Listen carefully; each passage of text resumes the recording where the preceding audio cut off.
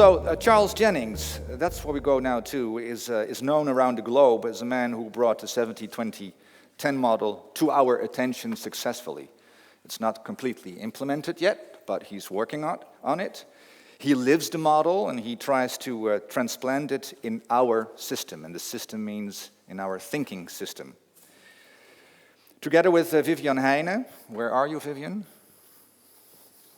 There's Vivian. And Jos Arets, he's not here. He's undergoing treatment. I hope he's undergoing good treatment because he broke his elbow. They wrote books, several books, and they're in the progress of writing a book right now. And those three, they founded the 70-20-10 Institute with offices in London and Maastricht.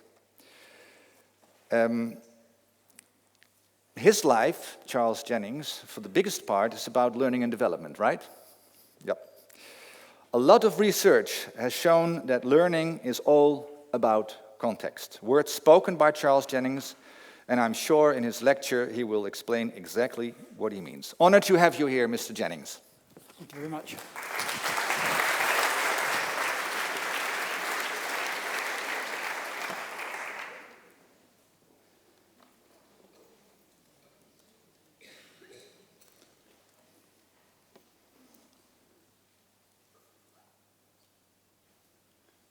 Thank you very much for that introduction. It's a real pleasure to be here. Thank you for the invitation to come. As has just been explained, I've spent the last 20 years of my career working on this 70-20-10 model. And I came to it because I spent many years as an academic, a professor in a business school, working and realizing that people find it very difficult to separate learning from schooling. We're brought up, of course, we all go to school, we learn, we pass our tests, we move on to the next stage, we go through to maybe college or university, and we go through the same process. But that learning is actually more than that. Learning is more than passing our tests. If I asked anyone here to come up and explain a quadratic equation to me, or some complex mathematics that I'm sure you all passed and did when you were at school, you couldn't do it now, because maybe you learned it, you held it in memory for a short time, then it disappeared. So what I want to do today is to talk about learning, about context, about 70-20-10, what it means, and how it relates to your world in the worlds of hospital and medicine. But before I start, I'd just like to tell a brief story. I've lived in Europe for the last 40 years. I'm very sad that maybe in 2 years' time I have to say that I've lived in the UK for the last 40 years. But I was born and spent my childhood in the outback in Australia. My family had a big sheep station with lots of sheep and cattle. And there was an Aboriginal family, a family of native Australians who lived just behind our homestead, just behind our house. And an old woman called Pearlie Ganang, who grew up with my mother, really, and I grew up with Pearlie's children.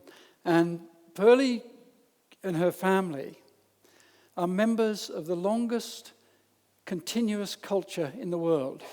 The Australian Aborigines have been on the continent for at least 50,000 years, continuous culture. And Pearlie and her family could tell us, or would tell us, stories of their history. They could describe the landscape, the countryside, 4,000 kilometres away in the northern part of Australia, where the family hadn't been there for 30 or 40 generations. Now, this is an incredibly complex culture that never developed the written word. There is no written Aboriginal language. It's all done, the stories are passed down through from generation to generation, all by telling stories. And Pearlie and her family and the Aborigines, many of you will know the artwork of the Australian Aborigines. A lot of this artwork is really part of their stories. This is actually a modern painting here, but these are maps. These are stories about their history. These are stories about where they've come from, where they are. And if you or I were an Australian Aborigine, you could read this. This would tell you about where the water holes are. This would tell you about where the food sources were. This would tell you all sorts of things that you and I can't read. And the reason I tell this is that very early on in my life, I realized that actually that we learn a lot through stories, through other people, through that 20 in the 70, 2010. So what I'd like to do, just for a moment, is to ask you, it's going to be noisy, just for a moment, to think back about one of the great development moments you've had in life, one great learning aha moment, when you suddenly realized that you'd learned something or you experienced something which made you do things differently. It could have been, it might have been when you were a child. It could have been in the school. It could have been at work yesterday.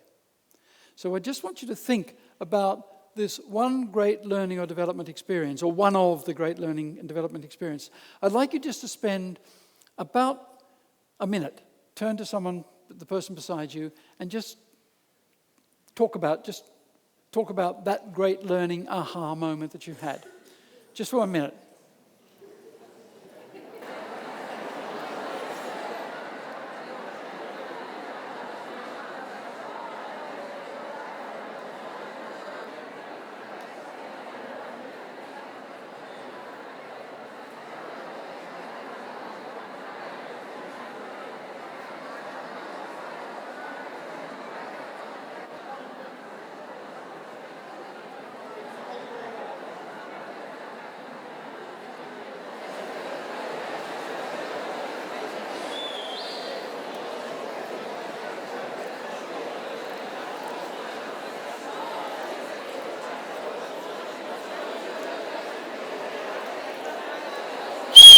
Thank you. Thank you very much. Okay.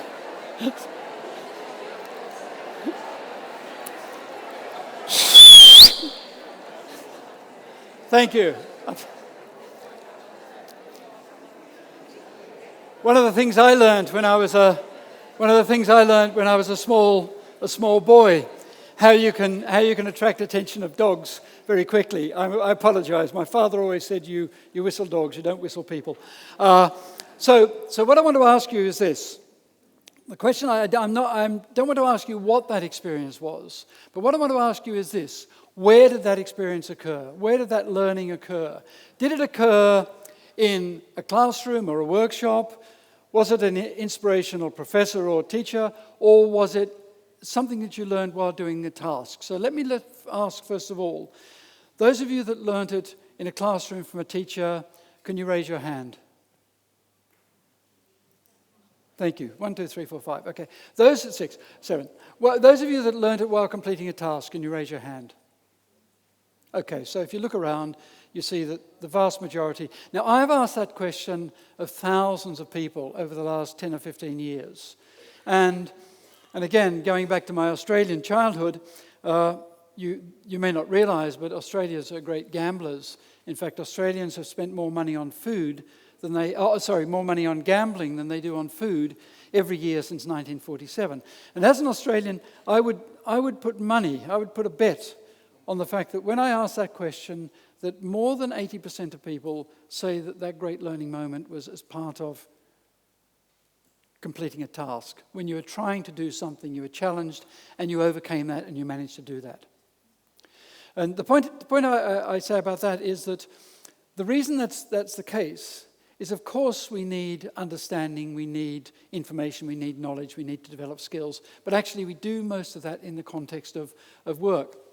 So what I want to do is just take you on a bit of a journey through 70-20-10 and talk a little bit about it, because I think a lot of people have misunderstandings about 70-20-10 as to what it is. But basically, it's an approach that helps us focus on performance,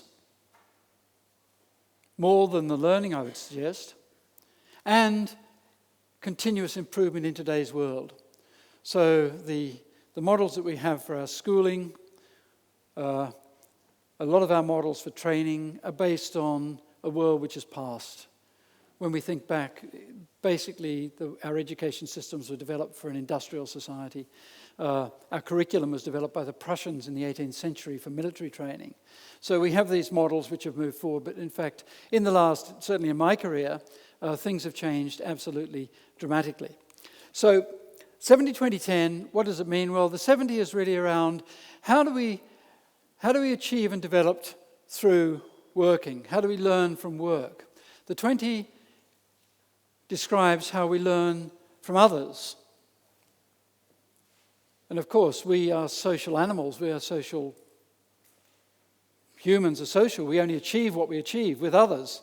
Although we may assess performance of individuals, actually no individual, I would say that none of us here achieve what we achieve by ourselves. We rely on other people to help us do that. And the 10 is the structured development that we all know and love. So when we think about what 70-20-10 is, it's a number of things. First of all, it's a methodology. And in fact, Jos and Vivian and I have worked to develop this methodology in terms of how we can help apply this 70-20-10 approach in everyday practice. And I know Vivian is running a workshop. We'll talk about some examples that they've been doing in the medical world in the Netherlands. And we've written this big book here, which there is a Dutch version and an English version and a Korean version and various other versions, which describes the methodology. So first of all, it's a methodology. Secondly, it's a model. It's a model which helps us actually increase our focus and our approaches to develop not just individuals, but teams and organizations. So it's much more looking at organizational learning as much as individual learning. It's a tool. It's a tool which helps us remember and focus on outputs rather than inputs.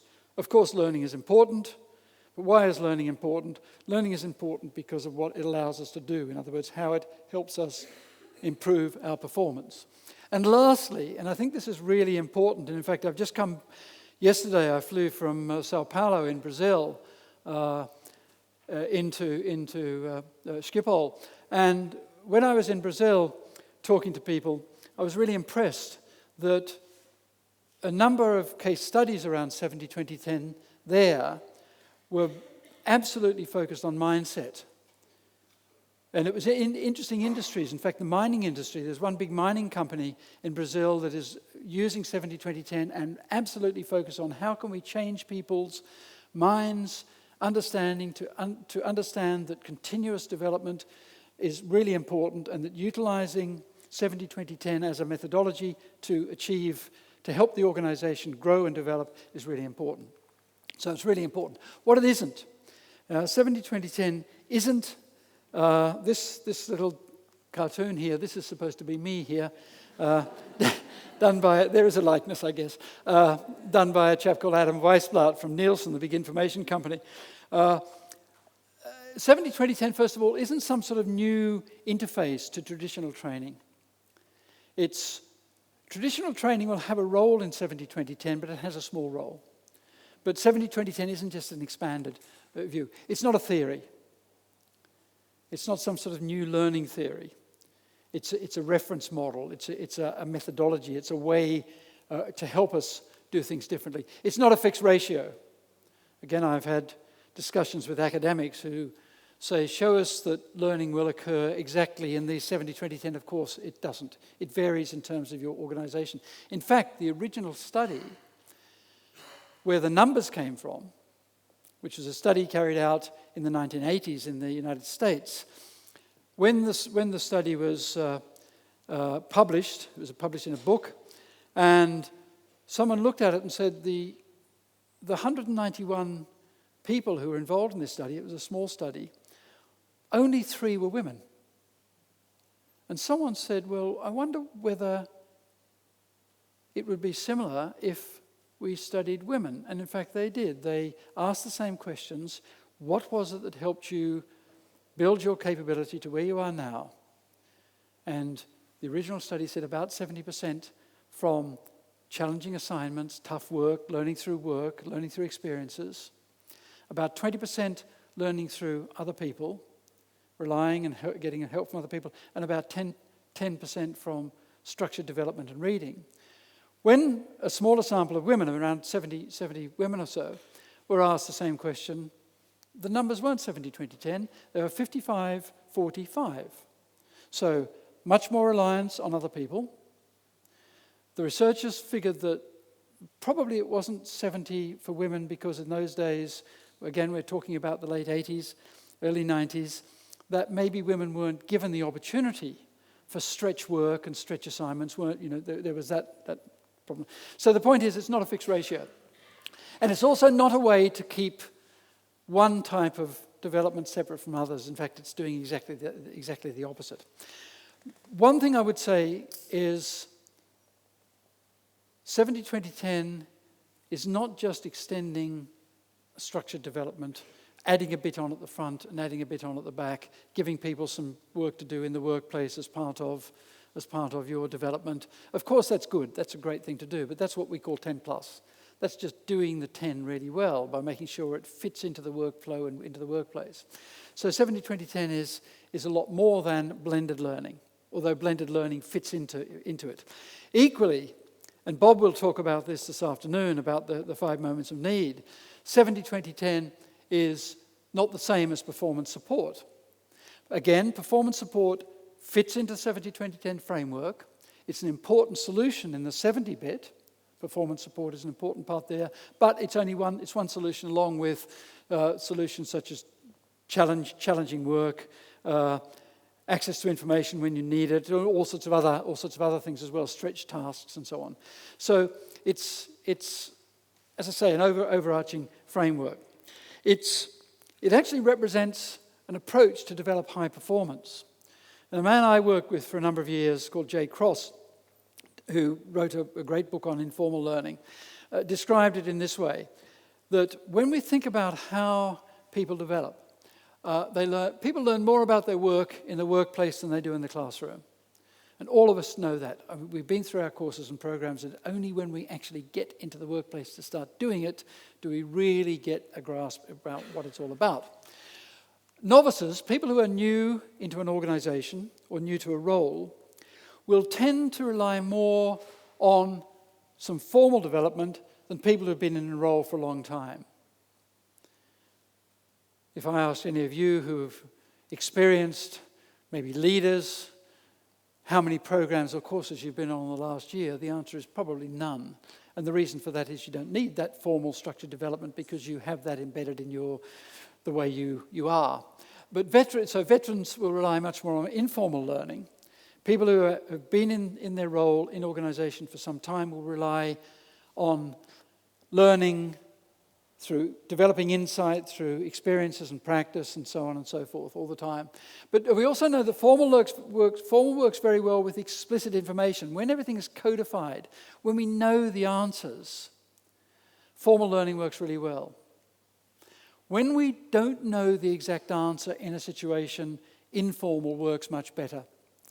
And in fact, in the work that all of you do, in the work that pretty well everyone does who earns their living and carries their profession with what's in their head rather than their hands, the point is that we're dealing with a lot of tacit, non-codified information that we have to make sense of. So that's really important. Equally, learning from our work is more important than learning to work. And 70-20-10, if nothing else, is around how can we structure ways in which we can make sure we learn from our work as well as learning to work. Because the only way we're going to produce high performance is if we create this culture of continuous development. We can all pass the exams. I'm sure when you've been through your nursing exams or whatever exams you go through, you probably reach a level of competency once you're finished. But that's not going to produce high performance. There's a lot more than that that produces high performance. And actually, part of the reason for it is this. And this is a really important point. The fact is that learning is most effective the closer to the point of use that it occurs. So if we can learn as part of the workflow when we need it, and Bob will talk about the point of need, about the five points of need, that is really critical. That is likely to be much more effective than learning away from the point of need. I can remember when I did my first university degree at the University of Sydney, I was sitting for my exams in a big hall, and we had a power cut. The lights went out. And after a while, they realized that it was a real problem, so they gathered up all the scripts and said to us, we're going to have to reset this exam for you to come back and resit it because we can't do it now. And I clearly remember going into the main quadrangle at Sydney University and standing around with friends. It was November, just coming into the summer in Sydney. All we really wanted to do was to get these exams over and get to the beach. And I clearly remember someone saying to me, this is terrible, I'm going to have to learn all this stuff again. Because all of us knew that we were not going to remember what we'd learned for another 3 weeks when the exam was going to... So we were just learning to pass the exam. And we realized that it was just going to be gone. So close to the point of use, once you've done it, and all of us knows this, once you've done something difficult, once you've made a mistake maybe, or once you've done and seen great success, you will remember it. You will remember how to do it. So really, learning and problem solving are all about context. They're deeply, deeply contextual. In other words, the more closer into the context that we're going to use it, the better. And in fact, if you think about context, if we don't have the context, we can misunderstand things. Now, I took these photographs a couple of years ago when I was swimming in Australia, so in the surf, and I saw this. Now, maybe you see this. What's your first response? Is, "Oops, I better get out of the water here. I don't quite know what's going on here. I don't like that very much." If you look around further, you start to get a little more context. You look at that other fin and you see that curve back and you think, well, maybe this isn't what I thought it was. Looking a bit further on, and this is what they were, these fellows here, and there was a young one. Oops, no, I haven't got him there. But these were porpoises, dolphins, swimming. And of course, everyone wants to swim with dolphins. No one wants to swim with sharks. So, having the context is really critical. So 70-20-10, in a way, flips learning from learning in order to work to learning from our work. But it's not just a flip, because we actually have to do both, of course. But this part here of focusing on the performance, focusing on how we can improve performance by learning from our work, is absolutely critical. So let's have a think about how 70-20-10 might apply in hospital settings. Well, first of all, it's all about the performance. It's all about achieving high performance. 70-20-10 is nothing that. And healthcare, and I'm sure I don't need to tell you this, healthcare is one of the most accident-prone professions.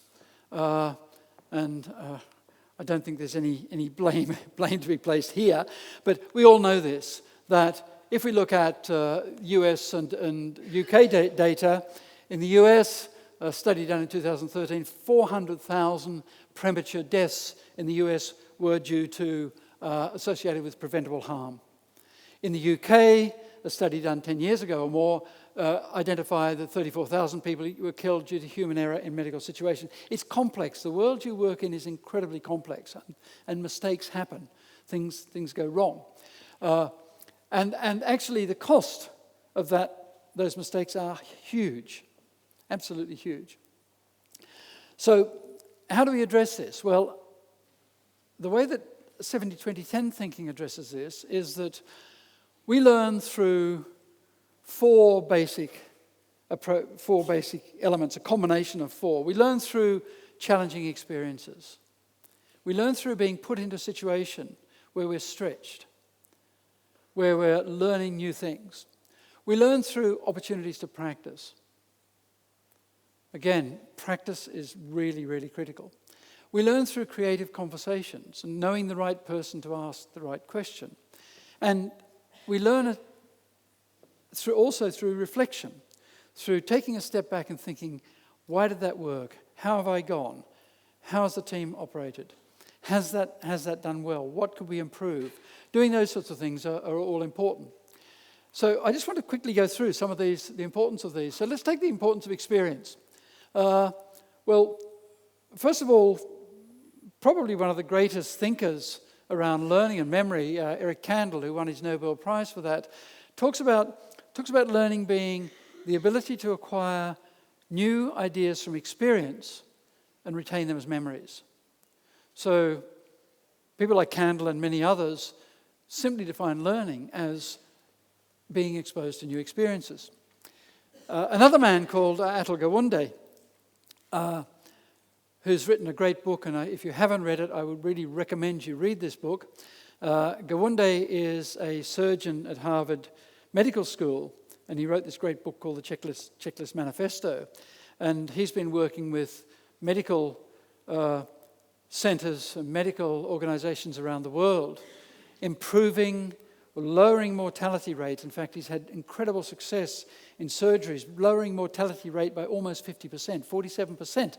He's been working with the British NHS simply by, not by training people more, but simply by putting checklists in place so that everyone owned them, helps break down that, change that mindset. Everyone's responsible for it. And Gawande says in his research that most errors that are made are not errors of ignorance. They're not mistakes because we don't know what to do, but they're errors of ineptitude. In other words, we know what to do, but we don't do it correctly. We don't make the proper use of what we know. And Gawande, that book, by its nature, is full of examples in the medical world around how the use of simple checklists can really improve performance in a big way.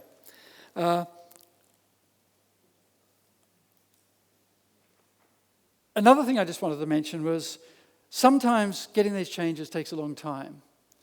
We all know now that if we were going on a long voyage without any fresh fruit and vegetables, that drinking or having a little bit of lemon juice or lime every day will help solve that problem. All of us know that. Now, actually, this is an interesting story in terms of the challenges of getting change implemented and getting these different ways of thinking implemented. A man called James Lancaster had an idea right back in 1601 that maybe lime juice or lemon juice had some effect on preventing scurvy. So he carried out a medical experiment with some boats that were going, ships that were going from the UK, from England to India. And he prescribed 3 teaspoons of lemon juice a day on one of these ships that were sailing from England to Calcutta. Halfway there, on the other 3 ships, 110 out of the 278, so about 40% of the sailors had died. And that wasn't unusual. That was sort of common. Okay, no one on the other ship, on the test ship, died. It took 194 years for the British Admiralty to take that data and to understand it and to put into place guidelines for lemon juice. 194 years. It took the merchant navy 264 years. So another 80 or so years after that to get that change implemented. So even sometimes when there's clear evidence that it's a better way to do things, it's very, very difficult to get that change in place. I'm not suggesting that all change goes as slowly as this, but quite a lot of change does go slowly. So what about that second element, about practice, the importance of practice? Let me tell you a story from my own experience, my own medical experience. About 12 years ago, I contracted something called endocarditis, infection on a valve in the heart. And my youngest son always laughed about it because I contracted it from something called Q fever. I picked it up in Australia. I was on one of the sheep stations my family have, and you breathe in this bug that gets into your heart valve. And my youngest son always laughed and said, he said, because his father spent his life living in probably, one of the dangerous parts of the world where you could get killed by snakes and spiders and sharks or whatever, and actually the sheep did for me. So I was damaged most by a sheep. But the point is, so I spent 6 weeks in a cardiac unit of a hospital, and with intravenous antibiotics for 6 weeks whilst I was recovering. And it was very interesting for me in my own professional area, just watching how people in that cardiac unit worked. And one thing which really affected me, partly because it affected me physically, it hurt, was that when someone came to change a line in my arm, to replace a line, I always prayed and hoped it would be one of the phlebologists, one of the nurses who did this every day. Because without exception, every time I had a line, and I'm one of these people who doesn't appear to have veins, so they're very, very difficult to find. Whenever someone came to change a line, I knew if a phlebologist, one of the professional people who were taking blood every day, came and did it, they could do it in 3 minutes. I recall one evening, one of the intern doctors spent an hour on my arm trying to get this damn line in. And in the end, she was hot and sweaty and embarrassed. I was in pain, and no one was winning. And the reason was simply that she didn't do it very often. It was simply because she just didn't have the practice. So practice is really critical, and we all know this. And space practice is various elements of practice. It's not just practicing for practice sake. We know that humans are forgetting machines, and that space practice, in other words, practicing regularly, is really important and actually improves the performance. And the amount we remember, it's not just what we remember, but how we also do. And equally, it's not just space practice, it's actually deliberate practice. It's doing things that are difficult. This man who wrote this book, Gary Marcus, is a psychology professor at New York University. He, as a young boy, or a young man, always wanted to play the guitar, never got round to doing it. So at the age of 38, he decided he'd learn to play the guitar as a psychologist does, so he studied the theories. And he came to the view that a lot of other psychologists have come to the view is that in order to get better at playing a musical instrument or doing anything, we have to do the tough stuff. Just doing the same things over and over again is not good enough. We need to do it. We need to do the tough stuff. And what Marcus says is stepping outside your comfort zone with a constant sense of self-evaluation. That's the reflection bit as well, and focusing on one's weaknesses. In other words, pushing ourselves. And this was a quote he took from a man called Anders Ericsson, who was the origin of the 10,000 hours theory that was popularized. And actually, Ericsson never said 10,000 hours, to be fair. But the fact is that we have to practice. What about conversations and networks? Well, as I say, humans are social animals. And Terry Tempest Williams, one of my great heroes, she's a wonderful writer, American environmentalist and writer, talks about conversations being the vehicle for change. We change in a better way. It's more likely to change if we engage other people. And all of us have seen in our organizations where if you have change driven from the top that doesn't engage people in part of the process, it's unlikely to occur.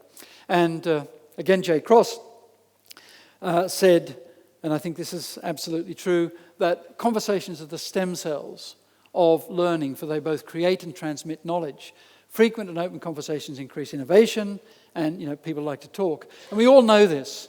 And yet very often in our development work, we tend to think that we don't have time to have those conversations. We've got to get on to do stuff.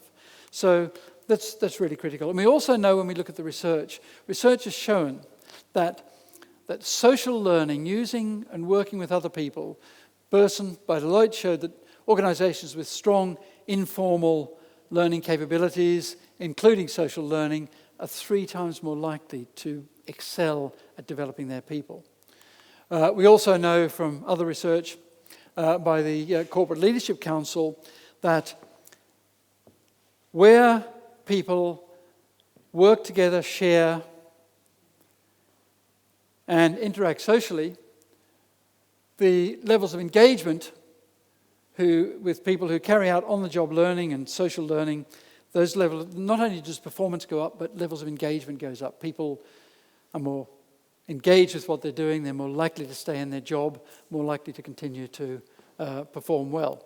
Those activities that are integrated into manager and employee workflow have the largest impact on performance, these researchers show.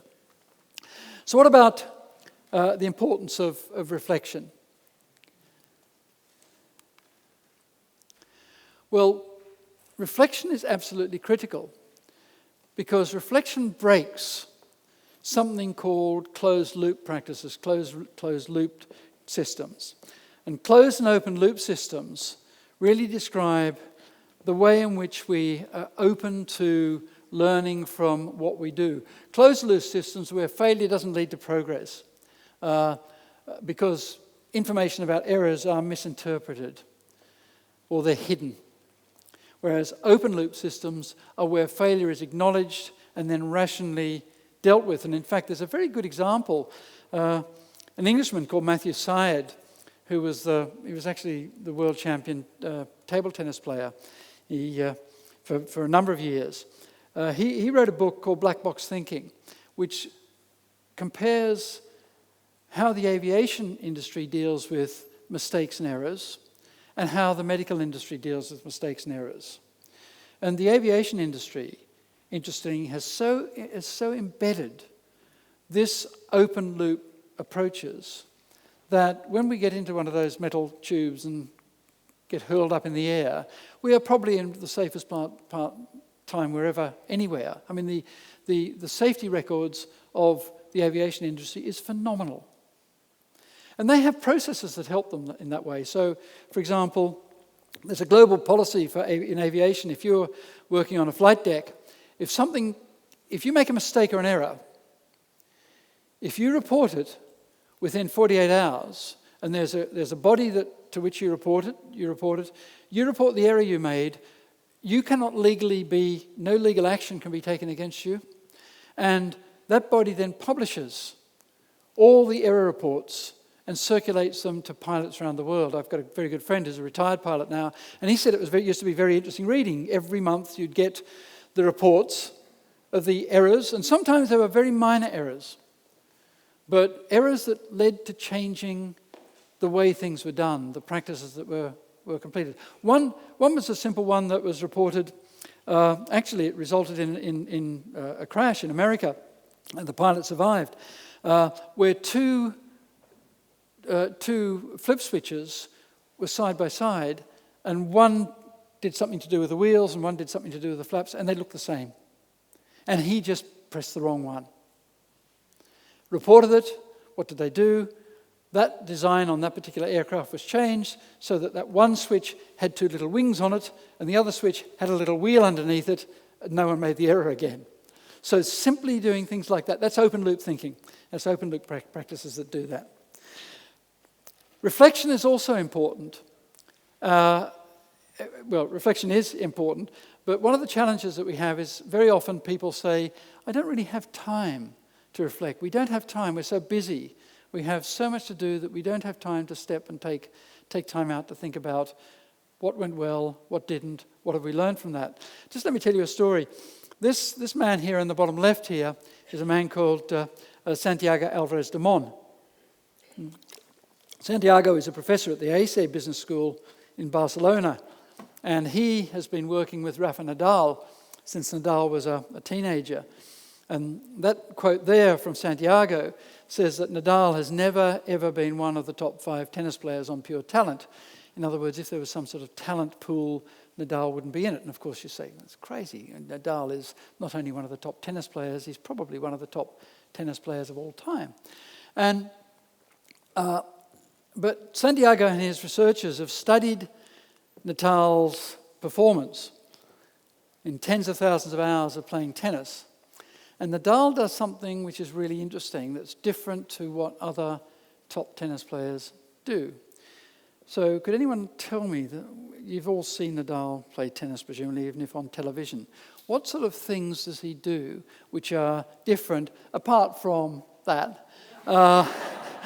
Apart from that, what sort of things does Nadal do? That?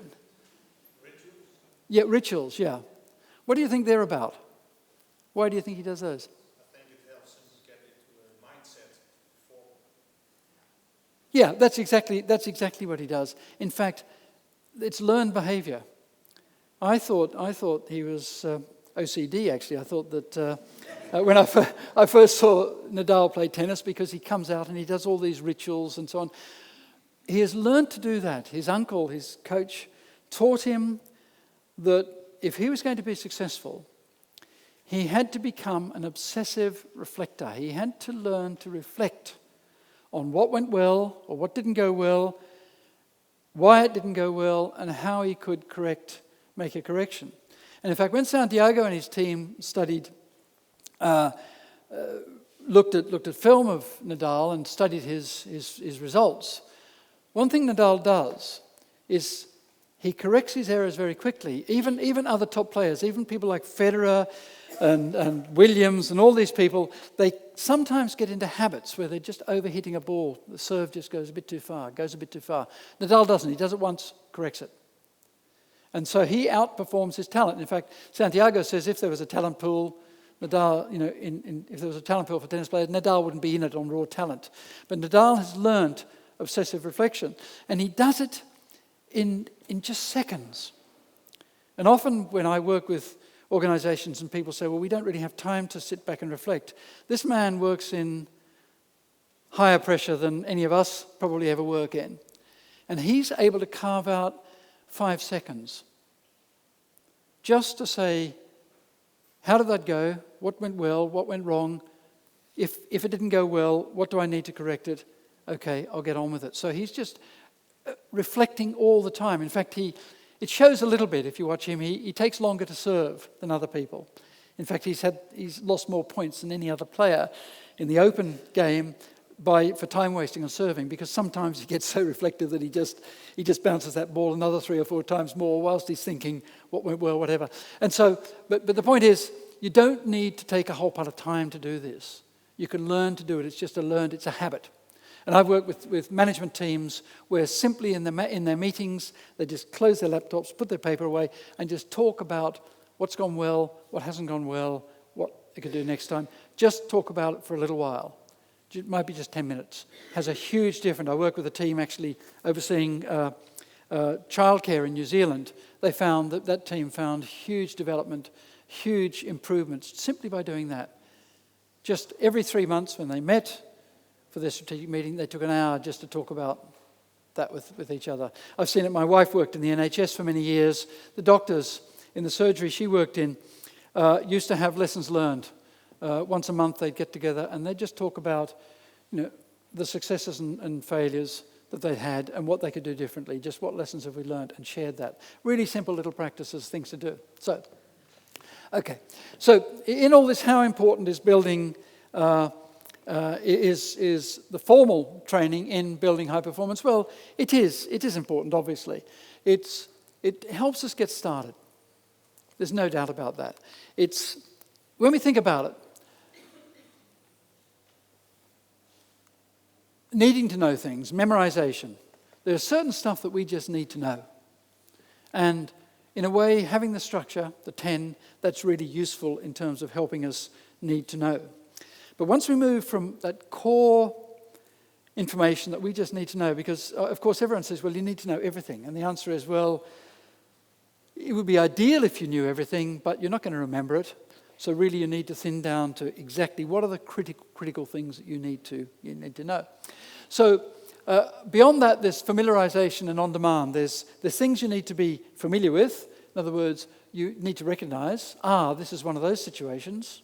And there are things that you'll actually just need to get access to information at the point of need. It might be some complex task that you've never done before. You need to have that performance support at the point of need. So the memorization is really about concepts. That's really around, what is it that's absolutely core? What's expected of me? How am I going to be measured? Who do I go to for this? All that sort of core things. They're stuff this is where memorization fits in. Familiarization are all about context, about what are the processes here? How does this fit into what I need to do? And then the tasks are the on-demand as tasks. The trouble we've had is over many years, our training programs have tried to do all of this. Tried to teach us right down to detailed tasks before we come to use them, and away from the context of use. And we know that we learn best closest to the point of use. Why in the hell do we sit in a classroom and learn all these complex tasks away from it? It's actually pointless. So formal training, learning can help here, without a doubt. A good structured introductory program to help people just to understand what it's all about, align everything, that's really great. But once we get beyond that, the training really ceases to have a great deal of impact. So that once we get out here, it's really around how can we learn with each other through the 20, how can we make sure that the processes, we understand the processes, we're refining the processes to work correctly, and how can we use performance support in terms of that. So they're all really important. So there's some questions which I think are worthwhile asking yourself in your own workplace, in your own organisation. First of all, ask the question, are we supporting a culture in continuous improvement? What are we doing to help people improve on a daily basis, continually improve? I've been working with one of the big banks, Citibank, and they've got a really great initiative called the 30-Day Challenge, where for 30 days, everyone is sent an email with a little challenge. And these are tiny challenges. They might take 3 minutes or up to biggest of 10 minutes a day. And it might be simply such as find 3 people who you work with and ask them, how am I seen? How am I viewed, my work? So what that does is that opens up, that comes to open loop. That starts to, get some honest feedback. How's that going to affect you? How's that going to change you? So, and they have these 30-day challenges about honest conversations and about using 70-20-10. They use the model themselves. So that's really important. Secondly, are our people encouraged to reflect and learn from their day-to-day experiences? How much do we do that if we're leading a team? Again, research shows that when a manager talks to an individual, certainly the research carried out in the US shows that in the time of a one-to-one meeting, about 70% of the time is spent by the manager speaking. Simply flipping that around to managers to talk a little less and to allow others to speak is really important, because that encourages reflection and learning. What about our managers? Are they rewarded and recognised for developing their people? We know that if you're a team leader, if you're a manager, you are the person that has most impact around improving performance. Research for many years has shown that the role of the manager is absolutely critical. What about, do our people have easy access to the resources and tools they need in the workplace to help them do their jobs?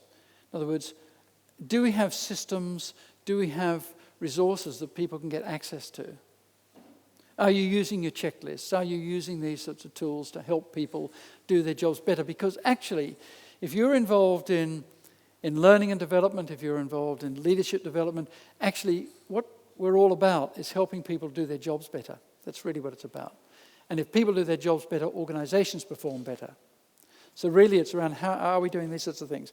So what about thinking about how high performers develop and why we don't perform well at the best of times? Well, the answer to that is extremely complex. I like this H.L. Mencken quote, interesting man back in the 1920s and 30s, who said, "There's always a well-known solution to every human problem, neat, plausible, and wrong." Because often we jump to conclusions. We don't do what we at the 70-20-10 Institute would call is the performance detective work. In other words, understanding what the cause of the problem is before we jump to the solution. Because the majority of causes of suboptimal performance are actually not because people don't know what to do or don't have the skill to do it, but because they're not motivated to do it, or very often the environment that they're working in doesn't support what we're trying to do. We don't have the right processes. We don't have clear objectives.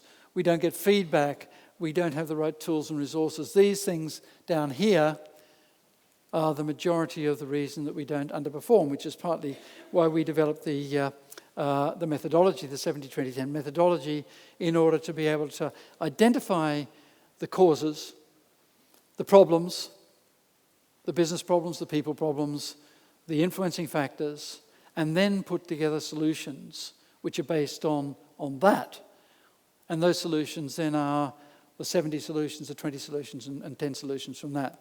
So when we think about how people develop, high performers develop, when we think of it in 70-20-10, generally it works like this, that we use structure initially to get the basics underway. That's the 10 piece. Then we have hundreds of hours of practice under guidance. That's the 10 and 20. All high performers are actually embedded in professional communities. And it doesn't matter what area of work you look at. You'll even find solitary professions, people who are really top of their profession. They're linked in with other people in that profession. They've got really good networks. Even if it's just a matter of sitting down over a glass of wine to be able to talk to friends and colleagues and share what they're doing. They've got access to on-the-job performance support at the fingertips, and Bob Mosher will talk about this in great detail this afternoon. And lastly, they've got thousands of hours of independent experience and practice and reflection. So all of those things are really, really critical in terms of performing, of developing high performance within this framework. So what about a 70-20-10 strategy? Well, the work we've done at the 70-20-10 Institute is based really around creating value. How do we create value within our organisations? How do we make sure that we're focused on what we say here is business value, but organisational value? How are we focused there? How are we focused on making sure that the solutions we produce are the optimum, the best solutions? And how can we integrate?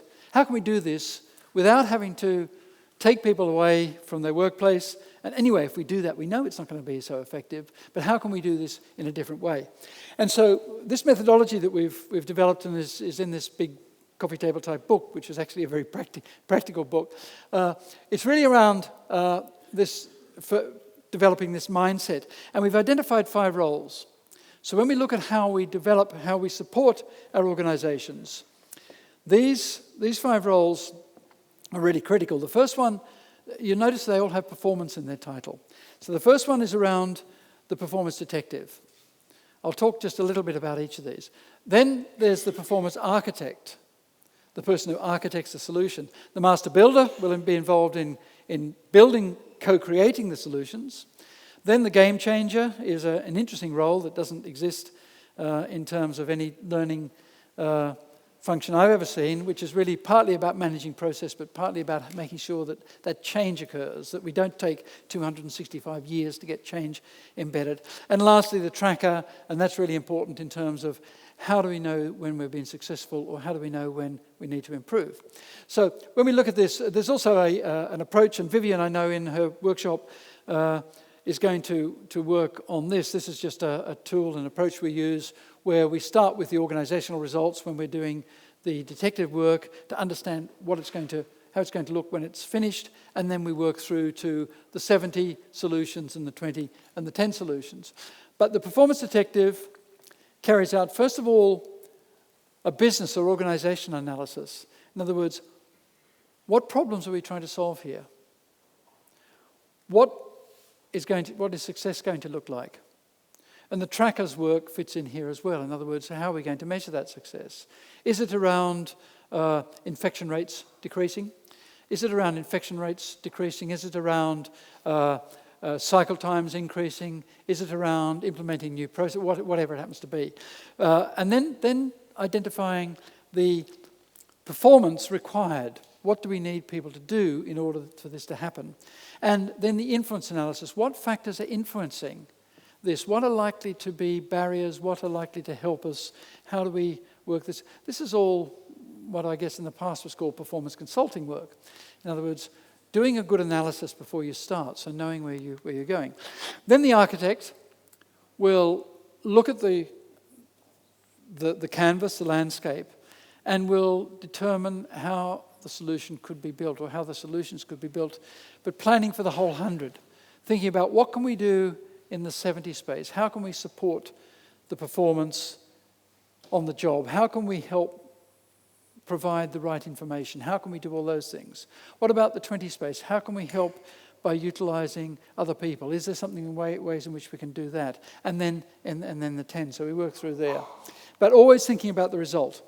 The master builder will then look at the critical tasks, because that will have been identified as part of the performance detective work. What are the things that really need to change? What are those critical things that we need to do better, down at the practical level? So the master builder will start to build the solution looking at those critical tasks and how they can be improved, and work through there. And they co-create. It's very important to realize this methodology is around co-creation all the way through. In other words, we don't simply produce a solution and give it to our stakeholders. We actually co-create them with the stakeholders. The game changer, as I said, does a number of things. Apart from actually structuring the implementation of the solution and managing the process, also that game changer is involved in connecting to the organisational culture, making sure that it's embedded, that the solutions are going to work. Again, when I started working with Citibank, this role wasn't carried out by any learning professional or HR professional. This role was carried out by the internal corporate communications people and the internal marketing people, who did a brilliant job, because that's what they do really well. They know how to communicate out the messages and the changes and so on and so forth. And within Citibank, they've just done a fantastic job. They've moved from a whole model of having courses to campaigns. And so HR and Learning and Development works closely with their internal marketing team with these campaigns, and they have been very successful in terms of getting change to occur. And the last role is the performance tracker, who sometimes might be sitting in the same body as the performance detective. Now, these aren't necessarily different people. Sometimes one role might be a number of people. They're also not linear, because this role, some of this work needs to happen right at the start as well. In other words, what is success going to be like? What are we going to measure? We don't have learning metrics, we have performance metrics. What is it that matters to our key stakeholders? So they develop a plan and so on. So it might look something like this, and I won't go through this. But basically, I just want to finish off by saying that 70-20-10 is actually a journey. It's a journey that I've seen organisations take a number of years working with. When I went to Reuters as Chief Learning Officer in 2001 and built this 70-20-10 strategy, I thought it would be a couple of years and I'd be finished. In fact, I was there for 7 years. We were still working on it after 7 years and honing it and improving it. But it's really it's a journey. And again, within the Institute, what we do is we help organisations going through this journey, and we have these 3 steps. The first step is, how do you inspire people in your organisation? How do you help them understand what we're trying to do, why we're using this model? Then we implement it, and then we go into a cycle of continuous improvement. So it's very like a system of agile or lean or whatever. So it's always continuously improving the whole process. And underneath each of those, there's all sorts of different approaches you would take. It's never nice and easy and simple and structured like this. It will end up something like this, where you might have a 3-year plan with these various things in place doing it. So I just want to finish on that point. I had a little thing up my sleeve, thinking that if we ran out of time, we do a little test on memorization, but I've run to time, so I think I'll just stop at that point. And hopefully that's been a helpful insight into 70-20-10 for you this morning. Thank you very much.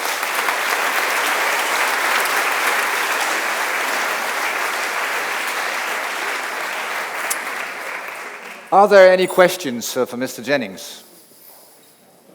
Any questions? Everything's clear? Yeah. That's pretty good. If you don't have any questions, I'll have one. Sure. If you are busy with administering everything you do. In Dutch Health, we have to write down everything we do. And you go to that one moment where you say, actually, you need rich conversations, deep, rich conversations to learn. What does that thing, that administer everything, do to informal learning? What does that do to it? The fact that you are so busy that you have all these processes and so on. I think it's very much a matter of mindset. And I know this might sound as rather a flippant answer, but the point is, what is important? Is it important that we help our organizations do the best they can, or is it important that we spend all our time in terms of process, following the processes? Of course, we have to follow the processes, we have to document the processes and so on. The answer is to step back and think, well, actually, I can do some of this stuff while I'm walking my dog. I can take time to reflect when I'm... In fact, Citibank, some of their challenges are not around doing things during the workday. It's when you're coming to work, if you're driving or on the train to work, or when you're going home from work. Just take some time, develop some approaches which will help you do your job better and therefore help other people do their job better. So I think it can't be seen as... It's a bit like being a manager. Those of you that manage people, you can't see your job as just being making sure that the processes work properly because you don't have time to develop your people. You have to do both because following the processes and doing the practical stuff is important. That's what you get paid for, I guess. But you also get paid for developing your people because that's a strategy. Because if you don't develop your people, all of us will know, all of us have been there at some point, or many of us have. We've had a manager who hasn't really focused on our development. What do? We look for another job. We know the cost of replacing people is high, so we can't trade off operational excellence, i.e. making sure that I fulfill all my tasks and complete everything, and ignore developing our people. If we're a manager, as an individual, we can't focus on just the operational bit of our work without thinking about how am I learning from this, how am I developing, how am I going to do this better tomorrow?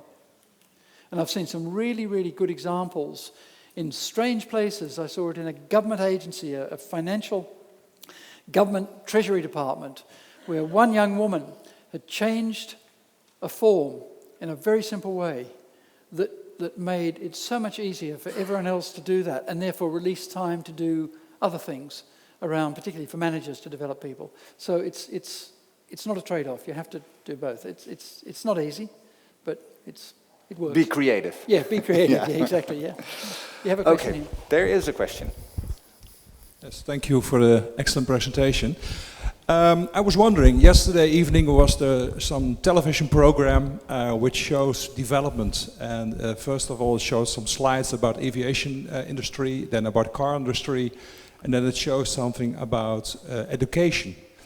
And they showed those slides, and the wondering thing was, if you're looking at the development of a car, for example, then there's a huge change. If you're looking at education, then you still see a lot of people sitting behind school desks, one teacher lifting their fingers when there's a question. Why I'm saying this is because if you're looking at healthcare systems, then a lot of people are learning not on the working floor, but they have a lot of years in school. Yeah. So and then you get those 10% problem because a lot of time is spent on this 10% learning part. So I was wondering that if you have this training, then you go to the working floor, and then you see a mix of people. Some are learning on the working floor, and others are educated in schools. So I was suggesting that you put them together. So you're learning from each other. Yeah. So I'm a physician, so a physician learns together on the work floor because you can learn from each other expertise. And what's the concrete question? My question is that it's more that maybe it's kind of a revolution then, because you have to change the whole education system to get to your point that the 70-20-10. Yeah. It is, and just a very, very brief response to you. Absolutely. I mean, Peter Senge, the man who created the concept of the learning organization, he set out in his when he first worked on this and said, if you look at almost any area of life, how things were 150 years ago and how they are today, they're unrecognizable. So things have changed so much. Your point about the motor industry, we are going to see changes in the motor industry in the next 10 years that we will not believe. I think that the young people among us here will probably be the last generation that has to go through a driving license. Children now who are 5 years and older they won't do a driving license because you'll have autonomous cars. Why would you have a driving license? You won't need that. I mean, that'll be crazy. So those sorts of things are changing. And Senge said, if you look at these things, they've changed. Education, you walk into a classroom and you would hardly know the difference between 150 years ago to today. You hardly know the difference. So I think that the challenge we have is that system was developed in a world of information paucity, in a world when information was difficult to find, it was held by a few people, we shared it. We now live in a world of information abundance. You and I'm sure as a physician, you will have people who will, they won't have the insight that you have because you've had experience, but who will present to you and they will know as much about a condition that they think they've got as you do because they've researched it on the web. They won't have the insight, they won't have the experience because they've never had it before, but it's not about information, it's about how do we actually use that, how do we define what we need. There's a very interesting little company in Canada that works in a totally different area called Poker, and they have put onto iPads, they work with companies, organisations in industrial manufacturing, and they've been very successful by simply providing a little tool on an iPad to share how when processes fall down or when there's mistakes or errors or when things work really well, to share that innovation and share that learning across the organisation. They've shown their clients have shown incredible increases in productivity simply by someone saying, hey, this doesn't work. We've just noticed that our team here working on this bit of equipment, if you just change this, it would improve it. And it's immediately across the whole organisation. So I think that we will see these changes. And in fact, I'm sure it's the same in the Netherlands. In the UK, if you go into a primary school, you'll see a very different experience that children who are maybe between the age of 5 and 8 or 5 and 9 are having than they had 40 years ago. Because it's much more around experiential learning, it's much more around teams working together. As you move up into secondary school and university, you come back to the old models. And that's going to need to change. I mean, it will change, but I have a son as a university professor who tells me it's changing, but I'm yet to be convinced. Thank you. I think it's time to move on to the breakout sessions. Even voor het applaus. Thank you very much. Thank you very much. Thank you.